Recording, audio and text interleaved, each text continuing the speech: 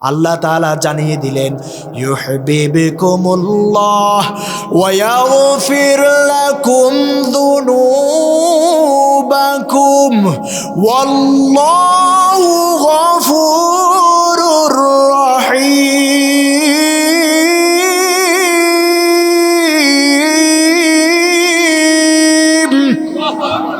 আমার ভাইয়েরা, বুখারী নবম খণ্ড 114 নম্বর পৃষ্ঠা, হাদিস নম্বর 7280। বুখারী নবম খণ্ড, দারুল আলামিয়া আল আজহার আল কাহিরা, মিশরের ছাপা, 114 নম্বর পৃষ্ঠা, হাদিস নম্বর 7280। রাহমাতুল লিল আলামিন বলেন, কুল্লু উম্মতি ইয়াদখুলুনাল জান্নাহ ইল্লা মান আবা। আল্লাহর নবী বলেন, আমার সব উম্মত জান্নাতি, শুধুমাত্র যারা আবা, তারা ব্যতীত। আল্লাহ রাব্বুল আলামিন বলেন, ইয়া আইয়ুহাল্লাযীনা আমানু দুখুলু ফিস-সিলমি কাফা ওয়ালা তাত্তাবিউ খুতুওয়াতিশ শাইতান ইন্নাহু লাকুম আদুউম মুবিন। আল্লাহু আকবার। কার কথা? আল্লাহ রাব্বুল আলামিন বলছেন, ইয়া আইয়ুহাল্লাযীনা আমানু, ওহ বিলিভার্স, ও ঈমানদারেরা। আল্লাহ তাআলা কাদেরকে অ্যাড্রেস করছেন? আমাদেরকে, ঈমানদারদেরকে। আল্লাহ বলছেন, উদখুলু ফিস-সিলমি কাফা, এন্টার ইনটু ইসলাম কমপ্লিটলি, এন্টার ইনটু ইসলাম পারফেক্টলি। ইসলামের মধ্যে প্রবেশ করো। উদখুলু ফিস-সিলমি কাফা, পরিপূর্ণভাবে ইসলামে প্রবেশ করো। সুবহানাল্লাহ পড়েন। ওয়ালা তাত্তাবিউ খুতুওয়াতিশ শাইতান, don't follow the footsteps of শাইতান, শয়তানের পদাঙ্ক অনুসরণ করো না। ইন্নাহু লাকুম আদুউম মুবিন, indeed he is your clear enemy. শয়তান হলো তোমার প্রকাশ্য দুশমন। কার কথা? কথার মাঝে কোনো হেরফের আছে? আমার ভাইয়েরা, বন্ধুরা, আল্লাহ রাব্বুল আলামিন বলেন, ইয়া আইয়ুহাল্লাযীনা আমানু, ও ঈমানদারেরা, ও বিশ্বাসীরা, ও মুমিনেরা। আল্লাহ কাদেরকে অ্যাড্রেস করলেন? আল্লাহ ঈমানদারদেরকে ডাক দিলেন, ঈমানদারদেরকে অ্যাড্রেস করলেন, ঈমানদারদেরকে মেনশন করে বললেন, ইয়া আইয়ুহাল্লাযীনা আমানু, ঈমানদারেরা। আল্লাহ তাআলা কোনো কাফেরকে ডাক দেন নাই, কোনো বেঈমানকে, কোনো মুশরিককে ডাক দেন নাই, কোনো ইহুদি খ্রিস্টানকে ডাক দেন নাই, বরং আল্লাহ ঈমানদারদেরকে অ্যাড্রেস করলেন, ডাক দিলেন, মেনশন করলেন, নোটিস করলেন। আল্লাহ ঈমানদারদেরকে বলেন, ঈমানদারেরা, উদখুলু ফিস-সিলমি কাফা, ইসলামের মধ্যে প্রবেশ করো। কেমন করে প্রবেশ করবা? ফিস-সিলমি কাফা, নামকা ওয়াস্তে নয়, শুধুমাত্র লোক দেখানো, লৌকিকতার জন্য নয়, বরং কেমন করে প্রবেশ করবা? ফিস-সিলমি কাফা, পরিপূর্ণভাবে ইসলামে প্রবেশ করবা। কার কথা? আল্লাহ বলছেন, ওয়ালা তাত্তাবিউ খুতুওয়াতিশ শাইতান, শয়তানের অনুসরণ করা যাবে না।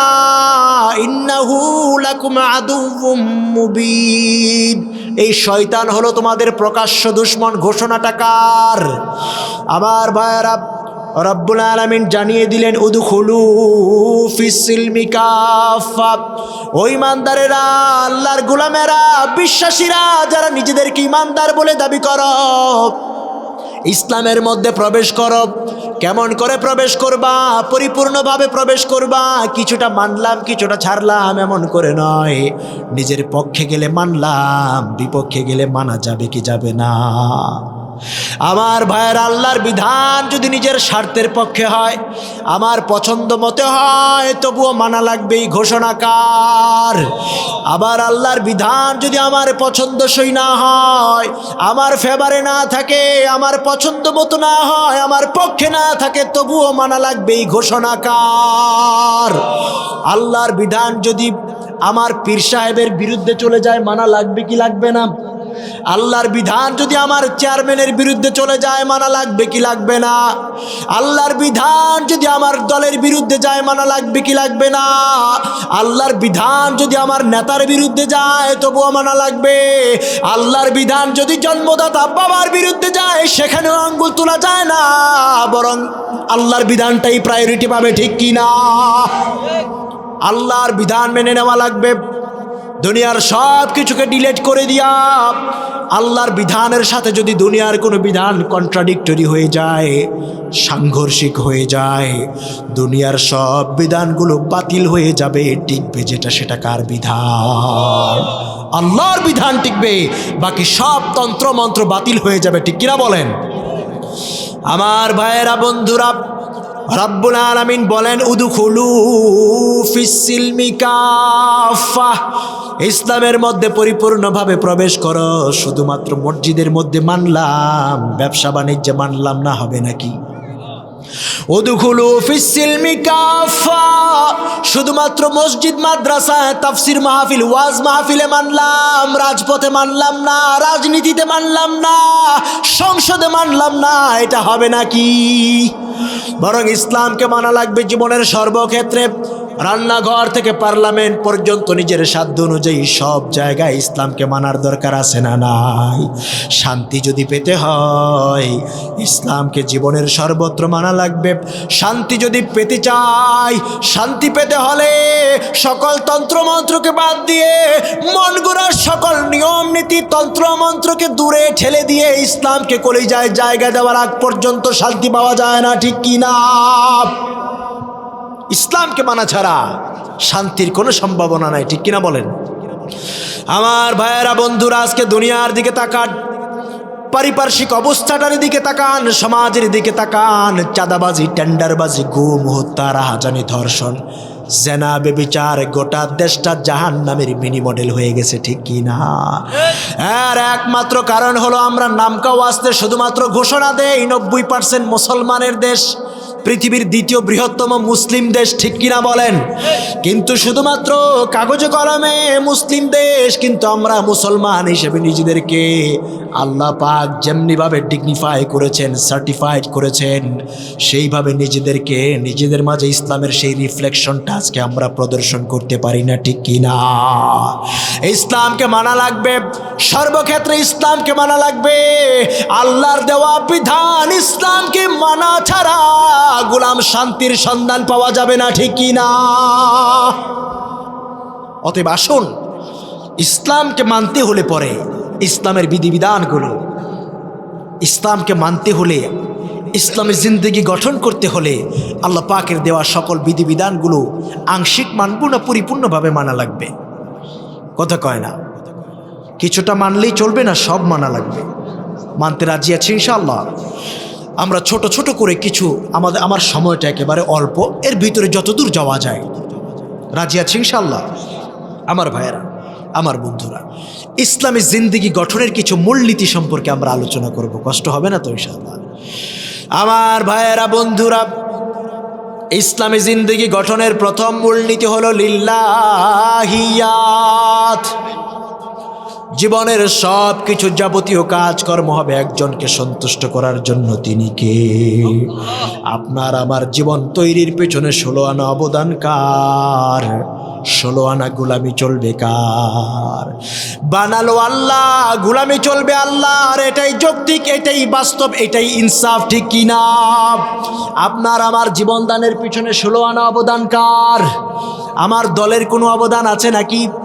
আমার নেতার অবদান আছে নাকি? আমার নেত্রীর, আমার পীর সাহেব হুজুরের কোনো অবদান নাই, এমনকি আমার পিতামাতার অবদান কতটুকু, ঠিক কিনা? রব্বুল আলামিন বলেন আফারাআইতুম মা তুমনুন আআনতুম তাখলুকুনাহু আম নাহনুল খালিকুন।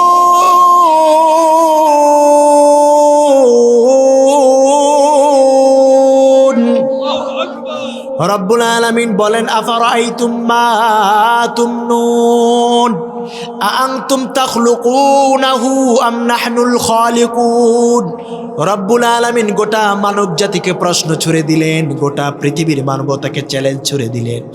আফারাআইতুম মা তুমনুন, ও মানব আর মানবী, তোমরা যখন পরস্পর মিলিত হয়ে যাও, তোমরা যখন বীর্যপাত ঘটাও, এত সুন্দর মানুষটা তোমরা বানাও না আমি আল্লাহ বানাই? কে বানান? আল্লাহ বলছেন তোমরা যখন পরস্পর মিলিত হয়ে যাও, বীর্যপাত ঘটাও, এত সুন্দর মানুষটা তোমরা বানাও না আমি আল্লাহ বানাই। ও মুসলমান, তার মানে বোঝা যায় আমার আপনার জীবন তৈরির পিছনে 16 আনা অবদান আমার আল্লাহর, 16 আনা গুলামিও হবে আল্লাহর, ঠিক কি না? রব্বুল আলামিন জানিয়ে দিলেন গোলাম কেমন করে স্বীকৃতি দেওয়া লাগবে। জীবন তৈরির পিছনে সব ক্ষেত্রে আল্লাহর সন্তুষ্টিকে সামনে রাখা লাগবে। আমার দেহের প্রতিটা শ্বাস প্রশ্বাস, আমার চোখের প্রতিটা চাহনি, আমার চলার প্রতিটা কদম, আমার জবানের প্রতিটা কথা, আমার লিখনির প্রতিটা আচর, আমার মস্তিষ্কের প্রতিটা চিন্তা ভাবনা সব হবে কার সন্তুষ্টির জন্য? আল্লাহর দেওয়া জীবন, আল্লাহর দেওয়া জান, আল্লাহর দেওয়া মাল যদি দেওয়া লাগে কখনো ডাক আসে, সেটাও দেওয়া লাগবে কার সন্তুষ্টির জন্য? রব্বুল আলামিন বলেন কুল ইন্না সলাতি ওয়া নুসুকি ওয়া মাহইয়ায়া ওয়া মামাতি লিল্লাহি রাব্বিল আলামিন। কার কথা? নামাজ আমার তোমারই জন্য। কার জন্য? নামাজ আমার তোমারই জন্য, কোরবানি ওগো তোমারই জন্য, বেঁচে থাকা মরে যাওয়া, রাজপথে মিছিল করা, জেল খাটা জরিমানা তোমার জন্য। নামাজ আমার তোমারই জন্য। আমার নামাজ কার জন্য? আমার রোজা কার জন্য? আমার কুরবানি হবে কার জন্য? আমার বেঁচে থাকা আল্লাহর জন্য, আমার মরে যাওয়া সেটাও হতে হবে আল্লাহর জন্য, ঠিক কি না? আল্লাহর দেওয়া জান, আল্লাহর দেওয়া মাল, আল্লাহর দেওয়া জীবন কোনোদিন কোনো তন্ত্রের জন্য, মন্ত্রের জন্য, কোনো নেতার জন্য উৎসর্গ করা জায়েজ নাই, ঠিক কি না? আমার ভাইয়ারা, আমার বন্ধুরা, জীবনের সব কিছুতেই আল্লাহর সন্তুষ্টিটা সামনে রাখা লাগবে। দুনিয়ার ইমানদার দাবি করে কিন্তু সন্তুষ্টি কামনা করে নেতার, ঠিক কিনা? মুখে মুখে নিজেকে মুসলমান দাবি করে, মসজিদে সেজদা দেয়, রমজানে রোজা রাখে, হজ করে, যাকাত দেয়, সব করে, কিন্তু ইসলামের বিজয় চায় না, ঠিক কিনা? আল্লাহর জমিনে আল্লাহর দিন প্রতিষ্ঠা হোক সেটা সহ্য করতে পারে না, ঠিক কিনা? আল্লাহর নবী বলেন, ও মুসলমান, মান সাল্লা সালাতানা ওয়াস্তাকবালাল কিবলাতানা ওয়া আকালা যাবিহাতানা ফাযালিকাল মুসলিম।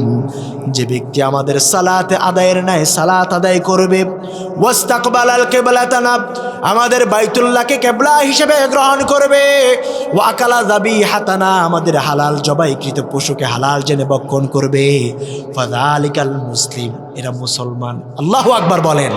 কিন্তু সমাজের দৃশ্য দেখা যায়, বাস্তবতা দেখা যায়, নামাজের কথা বললে ভালো লাগে, রোজার কথাও ভালো লাগে, কোরবানির পরে হালাল গরুর মাংস ভক্ষণ করে, কিন্তু যখনই নেতা জমিনে দিন প্রতিষ্ঠার কথা আসে তখনই বিভিন্ন রাজনৈতিক তহমত দিয়া মামলা করে জেল জুলুমের ভয় দেখায়, ঠিক কিনা?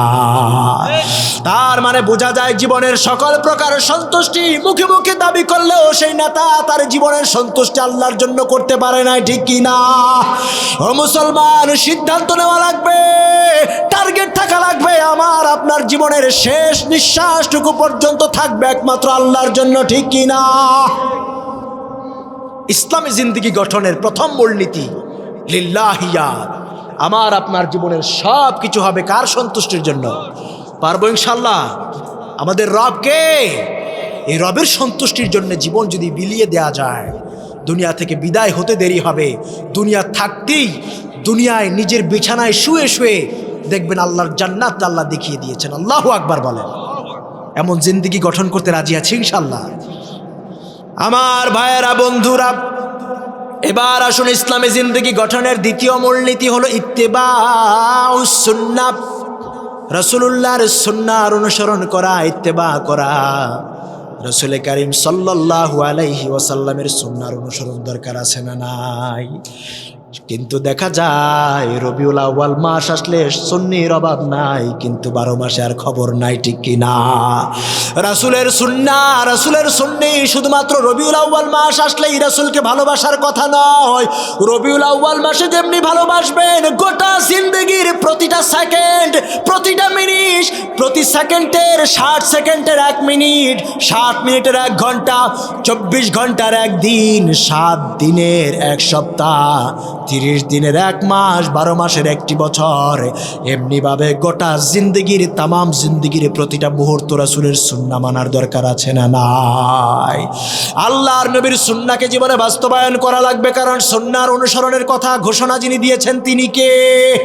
সূরা আল ইমরান খুলে দেখেন, রব্বুল আলামিন বলেন, কুল ইন কুনতুম তুহিব্বুনাল্লাহা ফাত্তাবিউনি ইউহিব্বুকুমুল্লাহ ওয়া ইয়াগফির লাকুম যুনুবাকুম ওয়াল্লাহু গফুরুর রহিম।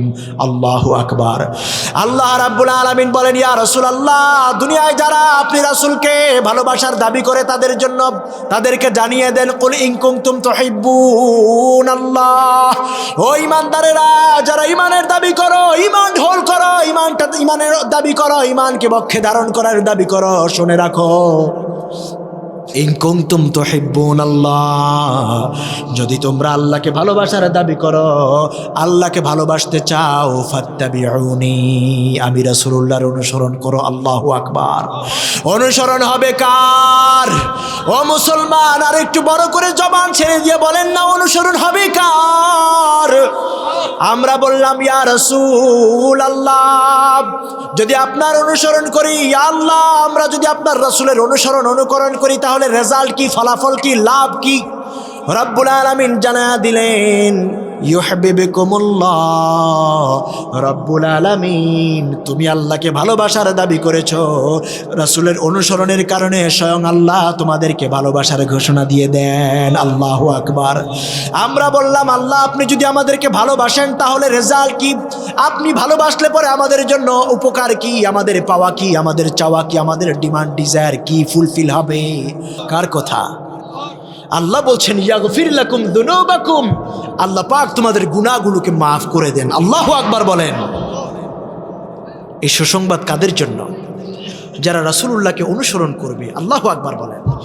আমার ভাইয়েরা, বন্ধুরা, আল্লাহর নবীর অনুকরণ করা লাগবে, কারণ এই দুনিয়ার মাঝে আপনি যদি দুনিয়ার কোনো তন্ত্র মন্ত্রের অনুসরণ করেন, নেতার অনুসরণ করেন, মুক্তি পাওয়া যাবে না, বরং মুক্তির জন্য সুসংবাদদাতা হিসেবে আল্লাহ পাক আমাদের প্রিয় রাসূলকে প্রেরণ করেছেন, ঠিক কি না?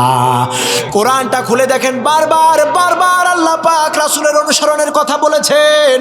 কোরআন খুলে দেখেন, আল্লাহর নবী রাসূল আরবি সাল্লাল্লাহু আলাইহি ওয়াসাল্লামের অনুসরণের ব্যাপারে আল্লাহ পাক বারবার ঈমানদারদেরকে রিমাইন্ডার দিলেন। সূরা আল ইমরান 32-132 নম্বর আয়াত, সূরাতুন নিসা 13-59-69 80 নম্বর আয়াত, সূরা মাইদা 92 নম্বর আয়াত, সূরা আনফাল 21-46 নম্বর আয়াত, সূরা তাওবা 71 নম্বর আয়াত, সূরাতুন নূর 47-52-54 নম্বর আয়াত, সূরা আহজাব 31-33 নম্বর আয়াত, সূরা মুহাম্মদ 33 নম্বর আয়াত, সূরা ফাতাহ 17 নম্বর আয়াত, সূরা হুজরাত 14 নম্বর আয়াত, সূরা মুজাদালা 13 নম্বর আয়াত, সূরা তাগাবুন 12 নম্বর আয়াত। এই 21টি জায়গায় আল্লাহ পাক বারবার জানিয়ে দিলেন, আতিউল্লাহ ওয়া আতিউর রাসূল। আল্লাহু আকবার। আল্লাহর অনুসরণ করবা, রাসূলুল্লাহর অনুসরণ করবা। ও মুসলমান, আপনার জন্য আমার জন্য অনুসরণীয় অনুকরণীয় একমাত্র আদর্শ হলেন বিশ্বনবী মুস্তাফা, ঠিক কিনা?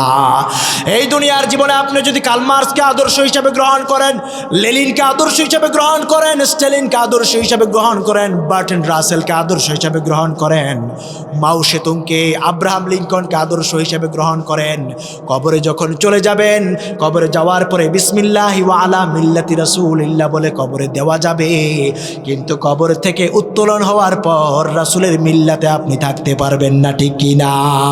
কারণ সারা জীবন আপনি রাসূলের মিল্লাতে ছিলেন না। আপনি তো দুনিয়ার তন্ত্র মেনেছেন, মন্ত্র মেনেছেন, দুনিয়াদার নেতাকে আপনার নেতা মেনেছেন, ঠিক কি না? এমন নেতা যে নামাজ পড়ে না, রোজা রাখে না, হজ করে না, যাকাত দেয় না, চাঁদাবাজি করে, টেন্ডারবাজি করে, কাবিখার গম খায়, বিধবা নারীর সম্পদ ভোগ করে, এটিমের মাল খায়, সরকারি কাজের টেন্ডারের টাকা চুরি করে এনে খেয়ে ফেলে। এমন নেতাকে যখন আপনি আদর্শ মানবেন, দুনিয়াদার বিধর্মীদেরকে যখন আপনি আদর্শ মানে নিবেন, তখন কবরে যাওয়ার পরে ওয়ামান নাবিয়ুক প্রশ্নের জবাবও আসবে না। বিসমিল্লাহি ওয়া আলা মিল্লাতি রাসূলিল্লাহ বলে দিলেও রাসূলের মিল্লাতে আপনাকে গ্রহণ করা হবে না, ঠিক কি না? রাসূলুল্লাহর আদর্শ মানা লাগবে, রাসূলুল্লাহর সুন্নাহ মানা লাগবে। জীবনে কত কিছুতে নেতা, আপনি আমার আদর্শ, আছে না নাই? প্রিয় অভিভাবক, নেতা, ঠিক কিনা বলেন? এই নেতা জীবনে নামাজ পড়ে না, কথা কয় না। এমন নেতা, যেই নেতা জীবনে ইসলামের পক্ষে একটা বক্তব্য নাই, ঠিক কিনা বলেন? এমন নেতা যে কোরআনের আন্দোলনের জন্য একটা শব্দ তার জবান দিয়ে আসে নাই, ঠিক কিনা বলেন? ও কপাল পোড়া জাতি, এমন নেতা আছে ইসলামের পক্ষে একটাবার কথা বলে না, কোরআনের পক্ষে কথা বলে না, ইসলামের পক্ষে কথা বলে না, রাসূলুল্লাহর আদর্শের ব্যাপারে একটাবার উচ্চারণ করে না।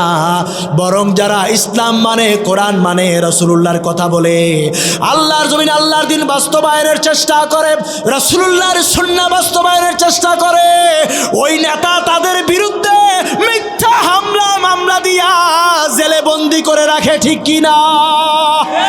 এমন নেতা কোনো মুসলমানের নেতা হতে পারে না। মুসলমানের নেতা হবে খলিফা ওমরের মতো নেতা, যেই নেতা ঘোষণা দিয়েছিল, খলিফা ওমর বলেছিলেন, আমার খেলাফতকালীন সময়ে আমার রাষ্ট্রের ভিতরে একটা কুকুর যদি পানির পিপাসার কারণে মারা যায়, আমি খলিফা ওমর হাসরের ময়দানে আসামির কাঠগড়ায় আল্লাহর কাছে দাঁড়িয়ে যাব। আল্লাহু আকবার। মুসলমান, এমন নেতা বাছাই করা লাগবে। আপনার আমার জীবনে নেতা হওয়া লাগবে এমন, যেই নেতাকে দেখলে খলিফা ওমরকে দেখি নাই, পার্লামেন্টে যাওয়ার পরে 2টা টাকার দুর্নীতি দেখাতে পারে নাই, এমন নেতাকে বারবার আবারও পার্লামেন্টে পাঠানো দরকার আছে না নাই? পাঠানোর দরকার আছে না নাই? এমন নেতা জানে এটা চোর, এটা কি চোর, বিধবা মহিলা, বুড়া মানুষ, 80 বছরের উপর বয়স, তারপরে বয়স্ক ভাতা হয় না, বয়স্ক ভাতার কার্ড হয় না। এই বাজান কত বছর বয়স হইলে পরে বয়স্ক ভাতার কার্ড হয়? হ্যাঁ, এখন আবার কত রকমের কার্ড বেরোইতেছে না। এই বাঙালি মূর্খ জাতি, কপাল পোড়া জাতি, বারবার সুযোগ পাওয়ার পরেও যখন এই চোর বাটপারদেরকে মাথার উপর বসায় দেয়, তখন তাদের জন্য এই দুর্ভোগ ভোগ করা ছাড়া আর কোনো উপায় থাকে না, ঠিক কিনা বলেন? আপনি জানেন আপনার মাথার উপর যেটা বসতেছে এটা ডাকাত। কথা বলেন, যে আমাদের চেয়ারম্যান সাহেব না, প্যানেল চেয়ারম্যান, মাশাআল্লাহ, ভাল লাগে না দেখলে? যে দাড়ি টুপি কি সুন্দর সুন্নতি লেবাস আছে, উনি তো ভালো মানুষ। উনি তো দেশের অভিভাবকরা যদি এমন হয়, ভাল লাগে কিনা বলেন না? ভালো লাগে কিনা? কিছু অভিভাবক আছে দেখলে বোঝা যায় না এটা মুসলমান না হিন্দু, চাষতে চাষতে একেবারে এয়ারপোর্ট, ঠিক কিনা? যে সেলুনে যখন যায়, শিল আমার মনে হয় ওর কষ্ট হয় শেভ করতে, কয় যে ঠোঁটটা দিয়ে একটু চাপ দিয়ে জোর করে ধরেন, কাটে না, ঠিক কিনা? এটা মুসলমান না হিন্দু বোঝা যায় না, এটা মুসলমানের নেতৃত্ব দেওয়ার যোগ্যতা রাখে না, ঠিক কিনা বলেন? আমার ভাইয়েরা, বন্ধুরা, 90% মুসলমানের কলিজার উপর দাঁড়ায়া যেই নেতা আল্লাহু আকবারের বিরুদ্ধে কথা বলে, যেই নেতা ইসলামের বিরুদ্ধে কথা বলে, যেই নেতা কোরআনের বিরুদ্ধে কথা বলে, যেই নেতা বলে কোরআনের সাথে ইসলামের সাথে রাজনীতির সম্পর্ক নাই, কোরআনের সাথে রাজনীতির সম্পর্ক নাই, এটা কোনোদিন মুসলমানের নেতা হওয়ার যোগ্যতা রাখে না, ঠিক কি না?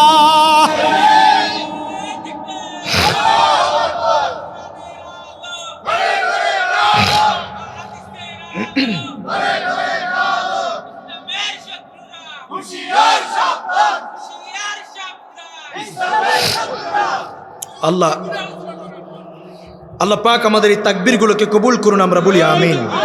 আর একটু বড় করে বলি আমিন। আমাদের আর কোনো কিছু নাই, আমাদের অস্ত্র শস্ত্র নাই।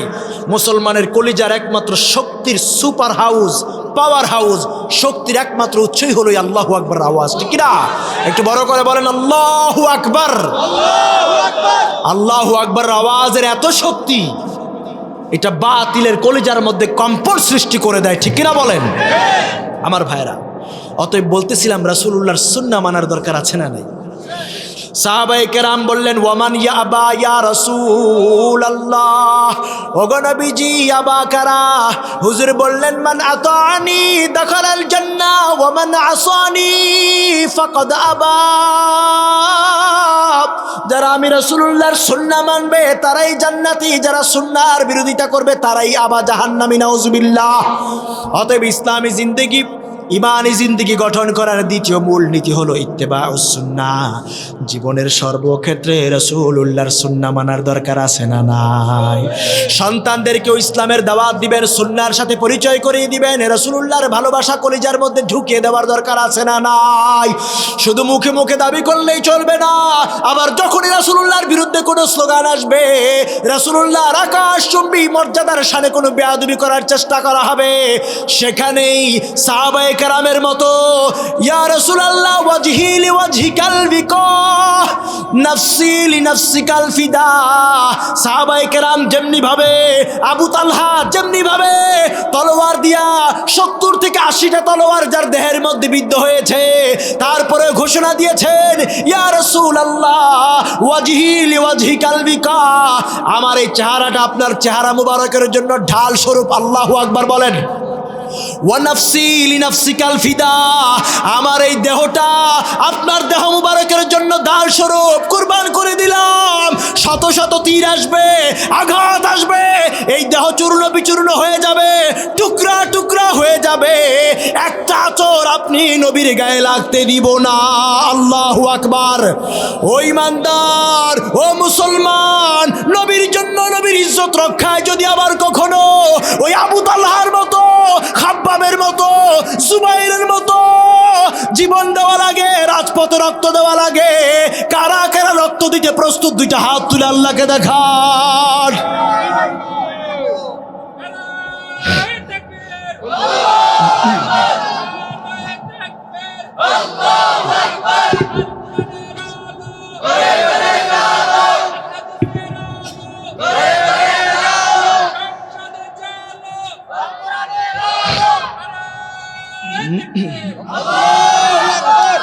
আল্লাহ কবুল করুন, মঞ্জুর করুন, আমরা বলি আমিন। ইসলামী জিন্দেগি গঠনের প্রথম মূলনীতি লিল্লাহিয়াত। সব কিছুর শুরুতে সন্তুষ্টি থাকবে কার? দ্বিতীয় মূলনীতি ইত্তেবাউস সুন্নাহ। রাসূল করিম সাল্লাল্লাহু আলাইহি ওয়াসাল্লামের সুন্নাহর ইত্তেবা করা। পারবো ইনশাআল্লাহ? এবার আসুন তৃতীয় মূলনীতি ইকামতে দ্বীন। আল্লাহর জমিনে আল্লাহর দ্বীন প্রতিষ্ঠার সংগ্রাম করার চেষ্টা করা। পারবো না ইনশাআল্লাহ? আমার ভাইয়েরা, বন্ধুরা, আল্লাহ রাব্বুল আলামিন ইসলামটাকে আমাদের জন্য কমপ্লিট কোড অফ লাইফ করে পাঠালেন, দস্তুরে নিজাম করে দিলেন, পরিপূর্ণ জীবন ব্যবস্থা করে দিলেন, ঠিক কি না? রাব্বুল আলামিন বলেন ইন্নাদ-দীনা ইনদাল্লাহিল ইসলাম, ইন্নাদ-দীনা ইনদাল্লাহিল ইসলাম। কার কথা? আল্লাহ রাব্বুল আলামিন বলেন গোলাম, এই দুনিয়ায় তোমাকে পাঠালাম আর এই মানব নামক রাষ্ট্রটা পরিচালনার জন্য। তোমাকে দ্বীন ইসলামটা পরিপূর্ণ করে দিলাম, ইসলামটাকে আমি আল্লাহর পক্ষ থেকে তোমার জন্য মনোনীত করলাম। আল্লাহু আকবার। আল্লাহর দেওয়া ইসলামটাকে ১৫০০ বছর আগে তামাম দুনিয়ার মানুষের জন্য আল্লাহ পূর্ণাঙ্গ করে দিলেন। সুবহানাল্লাহ পড়েন। সূরাতুল মাইদা খুলে দেখেন, রব্বুল আলামিন বলেন আল ইয়াউমা আকমালতু লাকুম দীনাকুম ওয়া আতমামতু আলাইকুম নি'মাতি ওয়া রাদিতু লাকুমুল ইসলাম দীনা। আল্লাহ রাব্বুল আলামিন বলেন আল ইয়াউমা আকমালতু লাকুম দীনাকুম ওয়া আতমামতু আলাইকুম নি'মাতি, আমি আল্লাহ ইসলামটাকে তোমাদের জন্য পরিপূর্ণ করে দিলাম, পূর্ণাঙ্গ করে দিলাম, তোমার জীবন চলার জন্য ইসলামটাকে নিজাম বানায়া দিলাম। ওয়া আতমামতু আলাইকুম নি'মাতি, আর আমার পক্ষ থেকে আমার নিয়ামতগুলো তোমাদের জন্য পূর্ণতা দান করে দিলাম। আল্লাহু আকবার। ওয়া রাদিতু লাকুমুল ইসলাম দীনা, আর ইসলামটাকে তোমাদের জন্য সন্তুষ্ট চিত্ত করে দিলাম। আল্লাহু আকবার। আমার ভাইরা বন্ধুরা, আল্লাহর তৈরি করা মানুষ কোনোদিন মানব রচিত তন্ত্রমন্ত্র দিয়ে চলতে পারে না। আল্লাহর গোলাম, জমিন আল্লাহর, ইসলাম আল্লাহর, কোরআন আল্লাহর, আইন চলবে আল্লাহর, এটাই বাস্তব, এটাই যৌক্তিক, ঠিক কিনা? রব্বুল আলামিন বলেন আলা লাহুল খালকু ওয়াল আমর, জমিন আল্লাহর, আইন চলবে আল্লাহর। আল্লাহর তৈরি করা মানুষ কোনোদিন কার্ল মার্কসের মতবাদ দিয়ে চলতে পারে না, ঠিক কিনা? আল্লাহর তৈরি করা মানুষ কোনোদিন democracy, aristocracy, culturalism, socialism, nationalism, aristocracy, ডেমোক্রেসির মতো মানব রচিত তন্ত্রমন্ত্র দিয়ে চলতে পারে না, ঠিক কিনা? আল্লাহর তৈরি করা মানুষ বানালো আল্লাহ। আমি যদি একটা কোনো কিছু বানাই, একটা রোবট যদি বানাই, এটার মধ্যে যত মেকানিজম আছে, এটার জন্য যা কিছু দরকার, এটার ব্যাপারে ভালো কি আমি জানবো নাকি আপনি জানবেন? কে জানবে? যে বানিয়েছে সে জানবে, এটাই যৌক্তিক, ঠিক কিনা বলেন? আমাদেরকে বানালেন কে? কোন ইনস্ট্রাকশন অনুযায়ী চললে পরে এই মানব দেহটা ভালো চলবে, এই মানব মস্তিষ্ক ভালো চলতে পারবে, কোন রুলস ফলো করলে পরে মানব জাতি ভালো চলতে পারবে, এটা কি কার্ল মার্কস জানে, আব্রাহাম লিঙ্কন জানে, প্লেটো জানে, মাও সেতুং জানে, নাকি আমার আল্লাহ জানে? আমার ভাইয়েরা বন্ধুরা, আল্লাহর তৈরি করা মানুষ আল্লাহর তৈরি করা রোড ম্যাপ ফলো করবে, ইনস্ট্রাকশন ফলো করবে। আল্লাহর দেওয়া রোড ম্যাপ ফলো করলে বান্দা ভালো থাকতে পারবে, জান্নাত থেকে আসা মানুষ জান্নাতে যেতে পারবে। অতএব আল্লাহর তৈরি করা বিধান মানলে পরে আসলাম আল্লাহর তৈরি করা বিধান অনুযায়ী, ডান কানে আজান, বাম কানে ইকামতের মাধ্যমে, আবার দুনিয়া থেকে বিদায় হয়ে যাব তখনও আজান দেওয়ার মাধ্যমে, আল্লাহু আকবারের ঘোষণা দেওয়ার মাধ্যমে কবরের মধ্যে দাফন করে দিবে। মাঝখানের এই জায়গাটায় যদি আল্লাহর দ্বীনের বিরোধিতা করেন, তখন সেই দিন আল্লাহু আকবারের উপর থাকা যাবে নাকি? কথা বলে না। আসলাম আল্লাহর বিধান অনুযায়ী, যাব আল্লাহর বিধান অনুযায়ী, মাঝখানের জায়গাটায় যদি আল্লাহর বিধানের বিরোধিতা করেন, পরকালে জবাবদিহিতার সম্মুখীন হওয়া লাগবে কি লাগবে না? আর একটু বড় করে বলেন না, এই দুনিয়ায় যখন এসেছি ইসলামকে অনুসরণ করে, দুনিয়া থেকে বিদায় হব তখনও ইসলামকে অনুসরণ করে দাফন করা হবে। তবে মাঝখানের এই ছোট্ট হায়াতে, ছোট্ট সময়টাতে আমার আপনার জীবনের সর্বত্র ইসলামকে মানার দরকার আছে না নাই? আল্লাহর জমিনে আল্লাহর দ্বীন প্রতিষ্ঠা করা পারবো ইনশাআল্লাহ। একামতে দ্বীনের জন্য সর্বপ্রথম নিজের ঘর থেকে, নিজের ব্যক্তি জীবন থেকে, পারিবারিক জীবন থেকে, সামাজিক জীবন থেকে, রাষ্ট্রীয় জীবন থেকে আপনি আল্লাহর দ্বীন প্রতিষ্ঠার এই সংগ্রাম শুরু করবেন। পারবেন ইনশাআল্লাহ। এমন মানুষদের সাথে সম্পৃক্ত হবেন যাদের হাতটাকে শক্তিশালী করলে আল্লাহর দ্বীন বিজয়ের রাস্তাটা ত্বরান্বিত হয়, সহজ হয়। পারা যাবে না ইনশাআল্লাহ? থাকবো ইনশাআল্লাহ। এমন দলের সাথে, এমন নেতার সাথে সম্পৃক্ত থাকবেন যেই নেতা নামাজি, যেই নেতার ভিতরে আল্লাহর ভয় আছে, যেই নেতা ইসলামের কথা বলে, যেই নেতা ইসলামের পক্ষে কাজ করে, যেই নেতাকে পার্লামেন্টে পাঠালে পরে ইসলামের উপকার হবে। ঠিক কিনা? পারবো ইনশাআল্লাহ। আল্লাহ কবুল করুন, মঞ্জুর করুন, আমরা সকলেই বলি আমিন। এরপরে আসুন, ইসলামী জিন্দেগি গঠনের আরেকটি মূলনীতি হলো, আমার বন্ধুরা, আমাদের প্রধান আলোচক কিছুক্ষণের মধ্যে আপনাদের মাঝে তাশরিফ আনবেন। কনকনে ঠান্ডা, একেবারে প্রচণ্ড শীত, তাই না? ঠান্ডাটা একটু বেশি, গত কিছুদিন যাবৎ ঠান্ডার প্রভাবটা একেবারে খুব বেশি পড়ে যাচ্ছে। এই যে যুবক ভাইয়েরা, উঠাউঠি করা যাবে না, ঠান্ডার কথা বলাতেই উনি একদম শীতে জড়সড় অবস্থা চলে যাচ্ছে, এই কাজ করা যাবে না। বসেন, আর 5-7 মিনিট আমাদের প্রধান আলোচক আসতেছে। আমার ভাইয়েরা, আমার বন্ধুরা, তো বলতেছিলাম যে কথাগুলো বললাম ইসলামী জিন্দেগি গঠন করার জন্য, যে কতগুলো মূলনীতি বললাম, এই মূলনীতিগুলো আমাদের মাঝে বাস্তবায়ন করার দরকার আছে না নাই? যে কথাগুলো বলেছি, সর্বপ্রথম আল্লাহ পাক যেন এই ছোট্ট গোলামকে মানার তৌফিক দান করেন, আমরা সকলেই বলি আমিন। আমরা যারা শুনেছি, আল্লাহ পাক যেন আমাদের প্রত্যেককে আমল করার তৌফিক দান করেন, আমরা সকলেই বলি আমিন। আমার ভাইয়েরা, এই মাহফিল আজকের এই যে সুন্দর আয়োজনটা একটা মসজিদকে কেন্দ্র করে, তাই না? কথা কয় না? দেওখার জামে মসজিদের উদ্যোগে আজকের এই সুন্দর কোরআনের আয়োজন, কোরআন এবং হাদিসের কথাগুলো আপনারা শুনতেছেন। আমার পরবর্তীতে আসতেছেন মুফতি মোহাম্মদ আলী, আমাদের অত্যন্ত প্রিয় পরিচিত মুখ, চমৎকার কথা বলেন, ঠিক না? আমার ভাই কিছুক্ষণের মধ্যে আপনাদের মাঝে আসবেন ইনশাআল্লাহ।